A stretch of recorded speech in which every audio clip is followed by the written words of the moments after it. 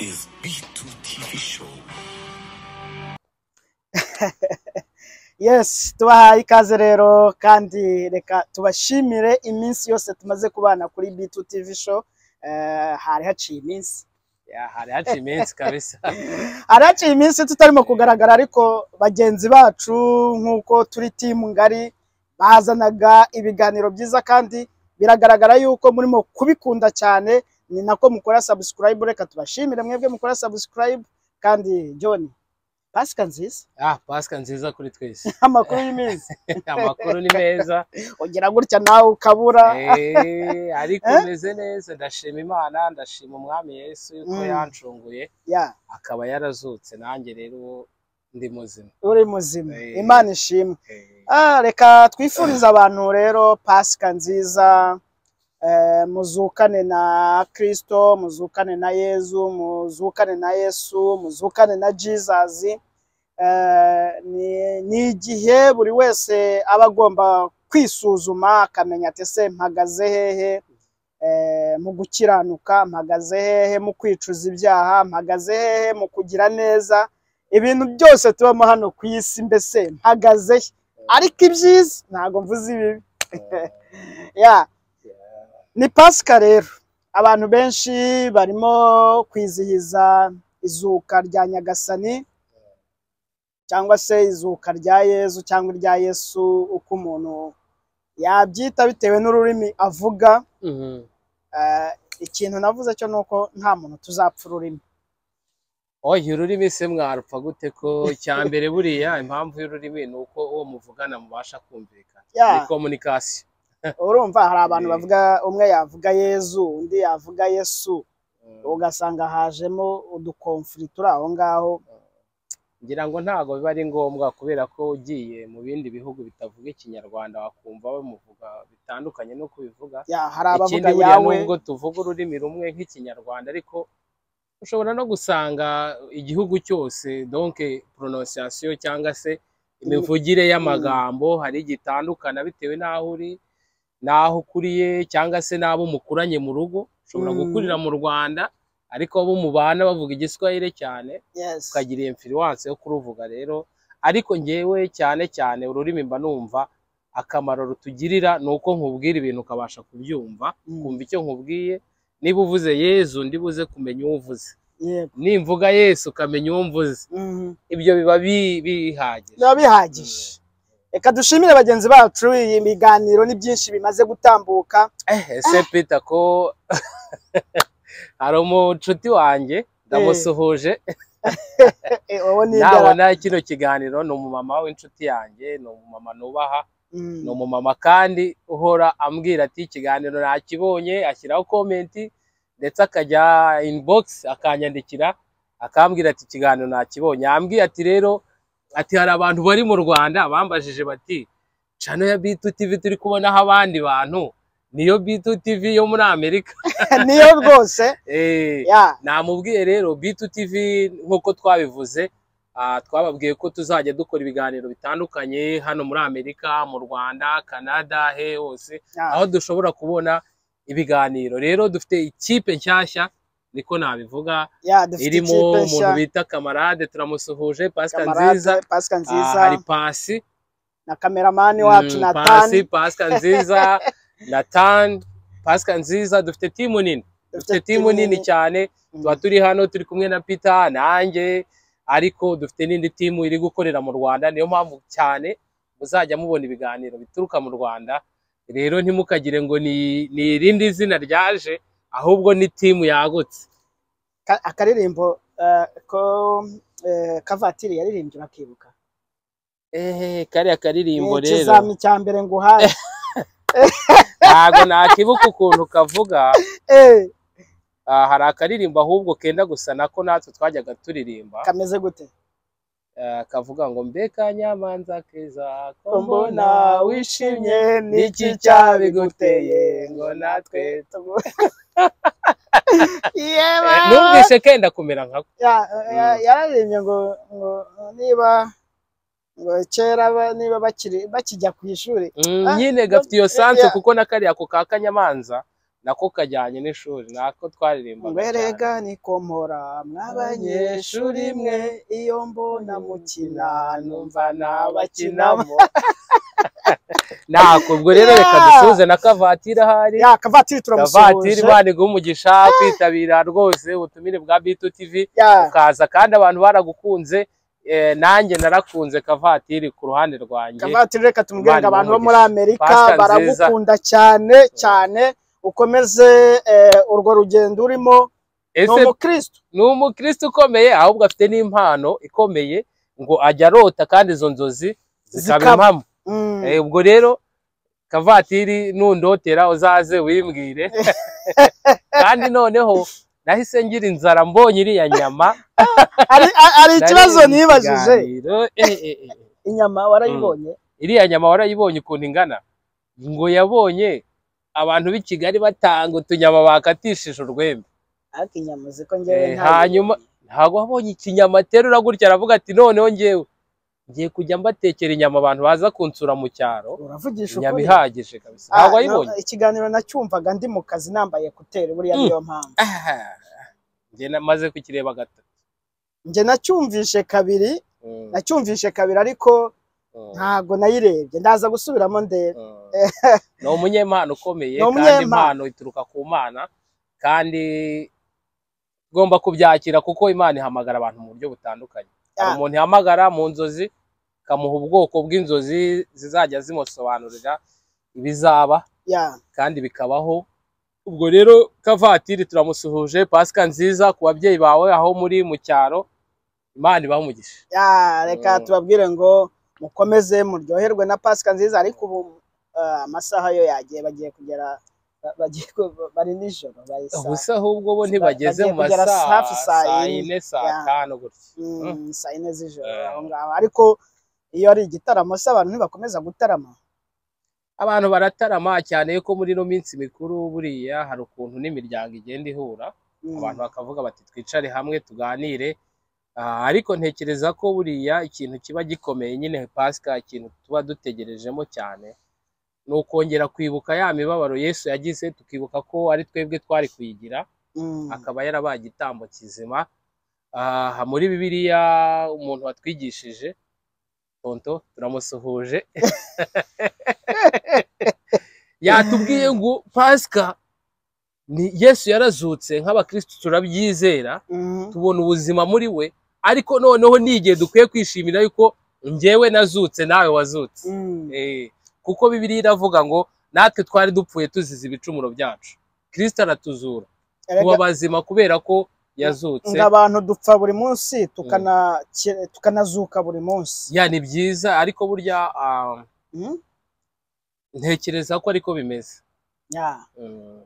iyo bavuze gutyo weho wumva ari iki se ngewe iyo babivuze hari gupfa buri munsi se hari igihe ni ukuvuga ngo ni bya bindi tuvuga ngo umunsi urangiye ubundi byakabaye ari ibintu bihoraho umunsi urangiye kwicara ukavuga uti se uyu munsi kurangiye ni ibiki nawukozemo uyu munsi kurangiye ni hehe nahuye n'imitego yansinze ukongera ukihana ukavuga uti Mana umbabarire ko hariya natsinzwe umbabarire ko nakosheje umbabarire noneho burya ni na byiza yuko n'abantu twagiye tubivuga nanjye Peter ngiye nshobora kuza nkakubwira nti maze iminsi ntekereza ibyo nagukoreye nsanga harimo amakosa nkagusaba imbabazi akubwira nti hano umbabarire cyangwa se nawe ukambwira uti wankoreye ikosa nkabyakira nkavuga nti nibyo hariya nagukoreye ikosa ariko umbabarire wenda ugaca bugufi rero icyo ngicyo wari uvuze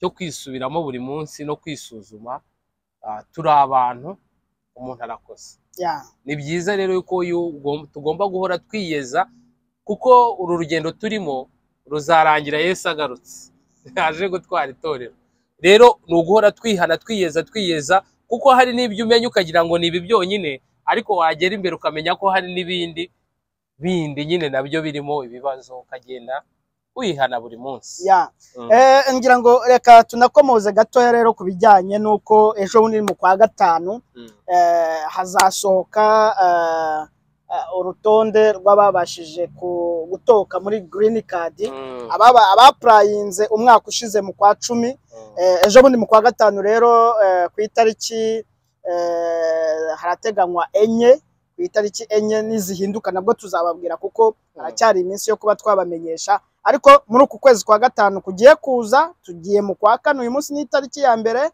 ariko ukwezi kwa gatanu niba utazi aho washyize iriya nimero baguhaye wa prayinga kiriya gipapuro kiriho iriya nimero nyamuneka bugishaka ugishyire hafi uzabashe kureba niba watsinze ku kubitiro buriya hari abantu basohoka ku rutonde bwa mbere ari nayo mpamvu bakwemerera gukomeza gukora application yo ibintu bigenze neza ubwo rero muntu waprayinze mu kwezi kwa 10 uri tayari bushaka iyo nimero iyo confirmation number baguhaye ugomba kuzareberaho niba waratsinze uyishaka uyishyire hafi ukwezi si kwinshi uyishyire hafi kabisa kandi tubifuriza amahoro ubwo ni nako kandi aba green card bagomba kurangizanya n'uyu mwaka mu kwezi kwa 10 nabo bageze kuri nimero zitari kure cyane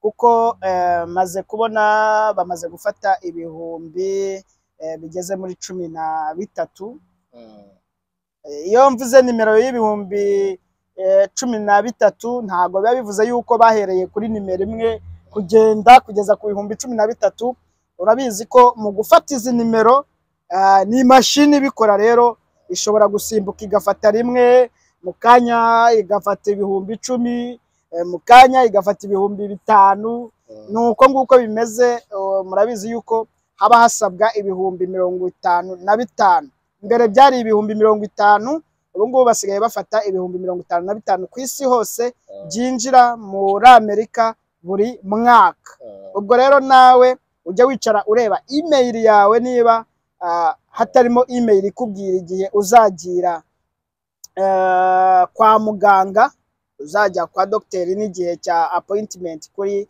ambassade checkinga email yawe Peter ukivuga ko kantu abantu bagiye bareba n'ahantu bita muri spams yes buriya nkanjye ndibuka yuko ibaruwa yanyemvitaga kujya muri interview yaje donc email yaraje ijya muri spams haryo ubwo mu gifaransa ni ngiki apana ntago ari corbeille muri trash trash niyo corbeille ubwo wenda abakoresha icyongereza ni spams hari hajya ama email ameze nk'amavirusi abascammers hari igihe rero ugira na gutya niyo email ikaba yazikajyamo ni byiza ko ucekinga inbox ariko ukongera ugacekinga no muri spams hari igihe email yoba ikajyamo iyo iyobeyemo rero ntubibone ushobora gucikana igihe cyawe kikazarangira utarabirebye abantu badukurikira babaye selected bari kuri liste bujuje ama DS bategereje second letter notification cyangwa imwe bita TNL so bagomba kugira rero gucekinga aho hose bakareba uko bimeze John ngira ngo ni byiza kuko nka 2021 abagombaga kurangizanya n'ukwezi kwa 10 kwa 2021 email hari igihe haje email eshatu umunsi umwe kubera bya bintu bya covid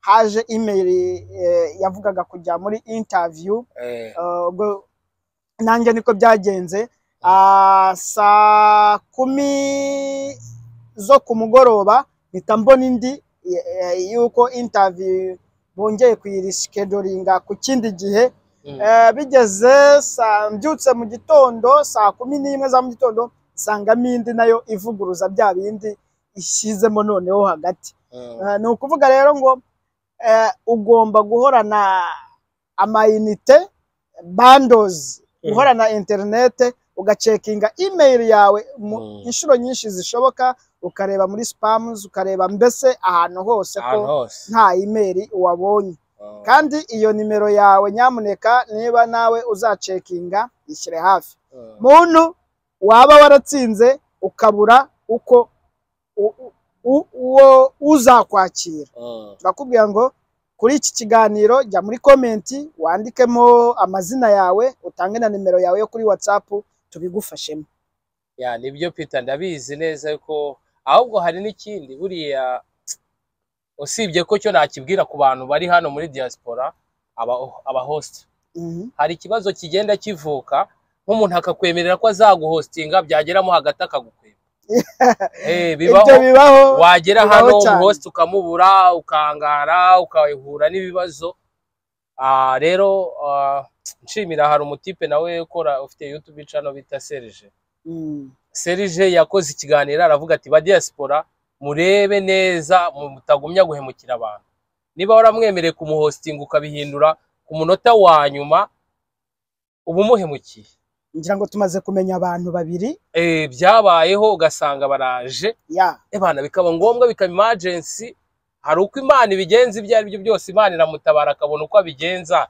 ariko bimukira kuri stress ya hato na hato ubwo rero niyo mpamvu Peter yarabivuzeho no gukomunika n'abahosta niba waramushyizeho nk'umuhosta wawe mujye muvugana muhana amakuru nibinahinduka kubwire hakiri kare ushake indobusiyo hakiri kare uzi ufite amafaranga yo kujyana muri hoteli ariko aba diaspora nabo mwige kuvugisha ukuri niba ufite famiye hano ukaba utarabiganiriyeho na famiye yawe kukiweho wifata ugatanga adresse uzi neza yuko rimwe na rimwe famiye ishobora kubyanga ntibikunde ibyo bintu akenshi ni nayo mpamvu bikunze kubaho kuko sindumva umuntu w'umuseribateri wahemukiye undi usanga kenshi ni famiye iba hano yari kwakira umuntu babyumvikanyeho neza bahise at the end baramukwebye rimwe na rimwe hari n'igihe bamukwepa yageze ku kibuga yahabutse ageze hano wahamagara umuhost ugasanga nimero ntayiri ni bibi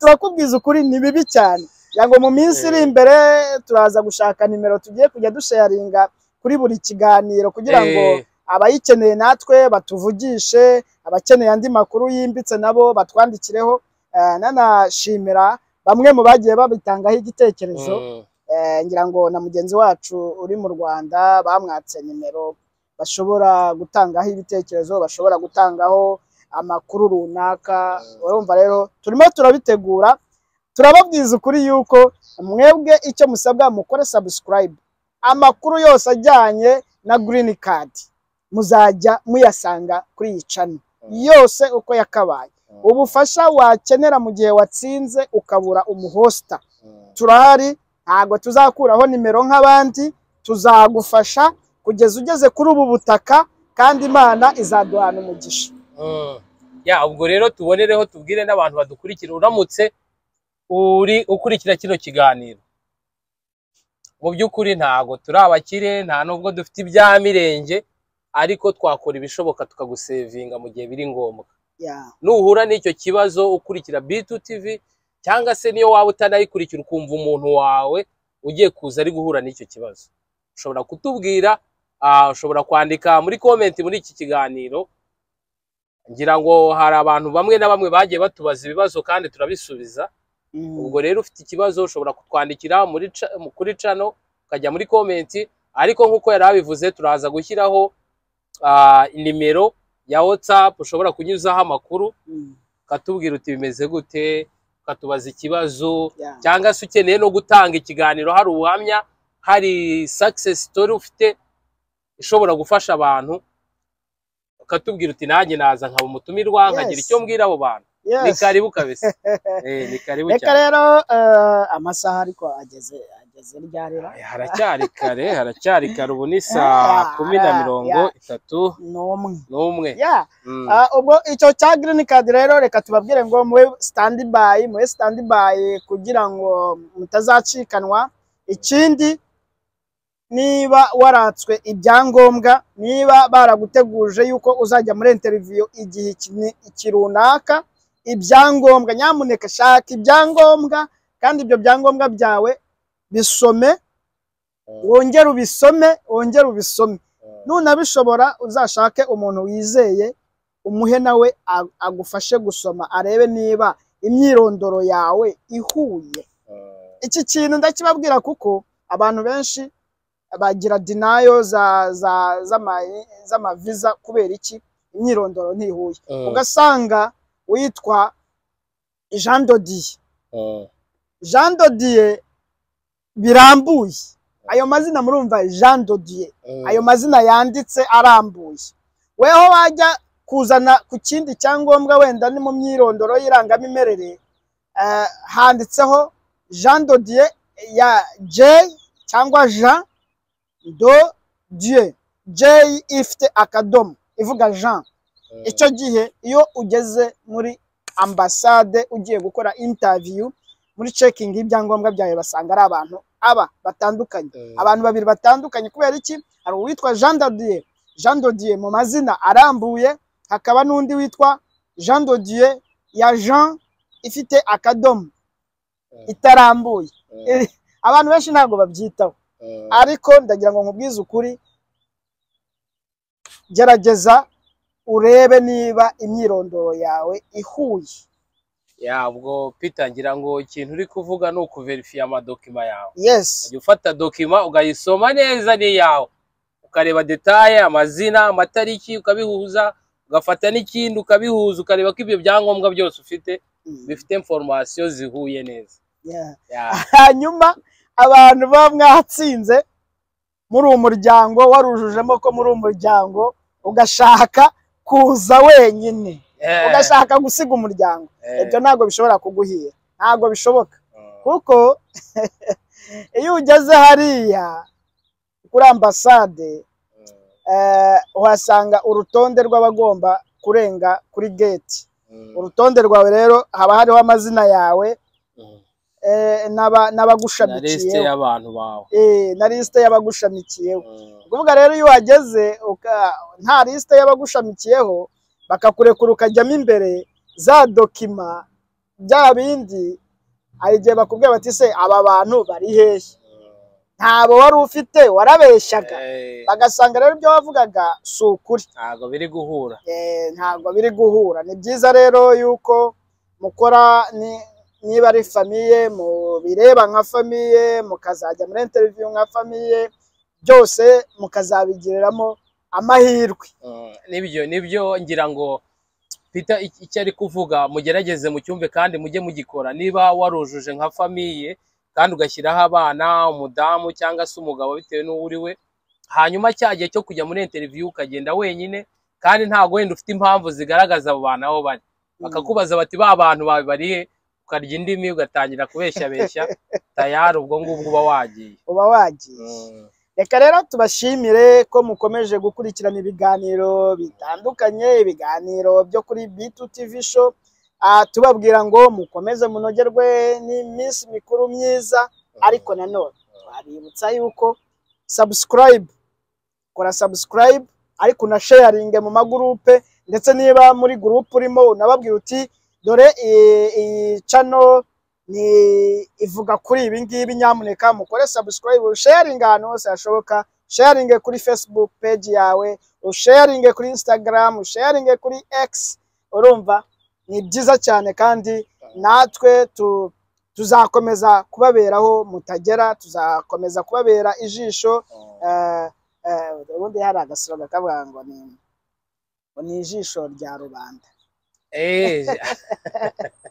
Ijisho rya rubanda se sinumva ngo ni umunyamakuru ahari. Ijisho ni umunyamakuru ngo ni ijisho rya rubanda. Twebwe abanyamakuru. Amakuru ni ikizi. Amakuru ni ikigezweho, ni icyo umuntu atamenye ukakimugezaho. Nibyo Peter, dushimira abantu bakurikira channel, mu by'ukuri batweretse urukundo rudasanzwe, kandi turabibona umunsi ku wundi. Ni ibintu bigaragara kuko abasubscribers barazamuka, ntago bamanuka, bagenda bazamuka. Tubashimire ababidufashamo, nkuko Peter yari amaze kubivuga. Hari umuntu nkanjye, hari umuntu njya kubona nkabona yashyize kuri stati ye link. Uwo muntu abagukorera ikintu gikomeye. Niba mfite contact wenda nk'igihumbi cyangwa 500 muri telefone yanjye bashobora kureba stati yanjye, uwo muntu abaguhaye umusanzu ukomeye cyane. Imana ijye ibaha umugisha, ababikora batuzi batatuzi, abo twabonanye, abo tutatwabonana, batubonye hano kuri TV, Imana ibaha umugisha cyane. Hirya no hino, abari muri Europe, muri Asia, muri Afrika, muri Amerika, abari mu Rwanda, by'umwihariko imiryango yacu dukurikirana nkanjye famiye, mama arambwira ati ibiganiro ndabibona, ababyeyi bacu baratubwira bati turabikurikira. Ubwo rero abo bose baba baguhaye support mu buryo runaka. Hari umuntu uherutse kumbwira ariko ko mutajya mudusuhuza, hari groupe iri hariya Igicumbi, ya groupe y'abanyagicumbi hariya, harimo abatuye mu murenge wa Byumba, umujyi wose. Reka tubasuhuze, nzi neza yuko iki kiganiro namwe muri buze kukireba, ndi buze kukibahereza rwose. hari ukuntu ujye utwoherereza ikiganiro twirebere. Uzi ikintu cyantangaje, bafite vice mayor ukina volleyball.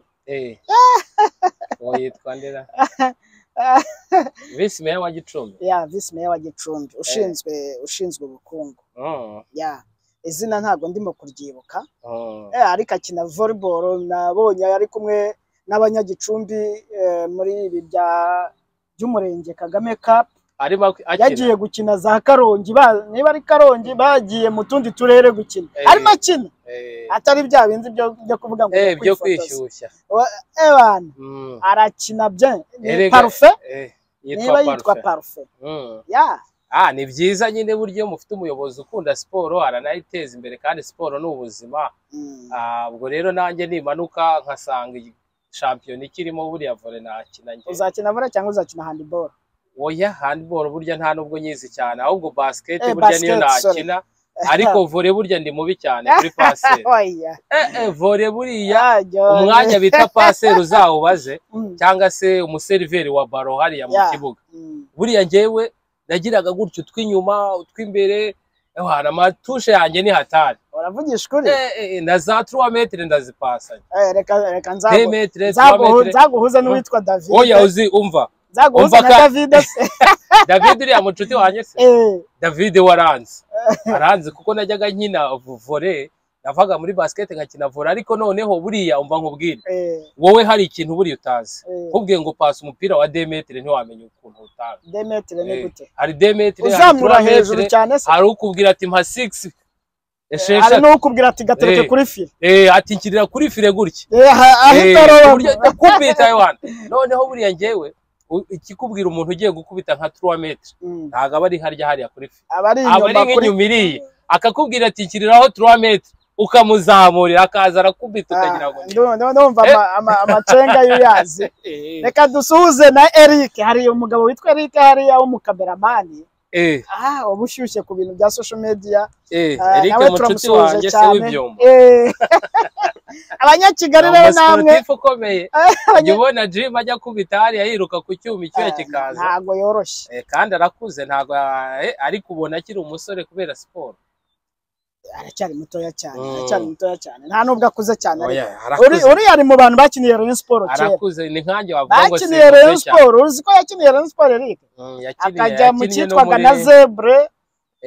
Zebre, ariko mbere yuko yitwa Zebre buriya hari irindi zina rifite aha. Hari irindi se? Yitwaga, niba ari saa 5, niba ari ibiki, amazina menshi. Zebre ni iryejo bundi.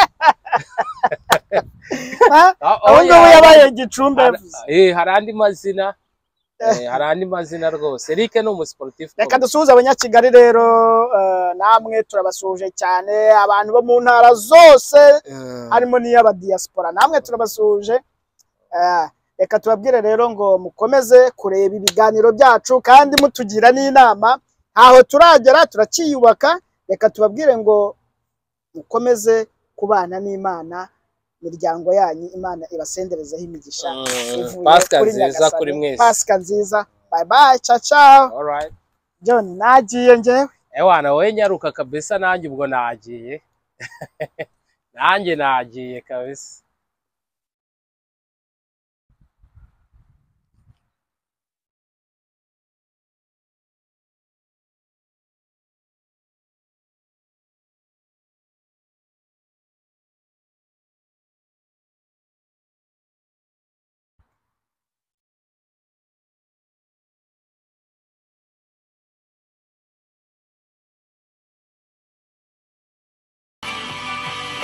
This is B2 TV show.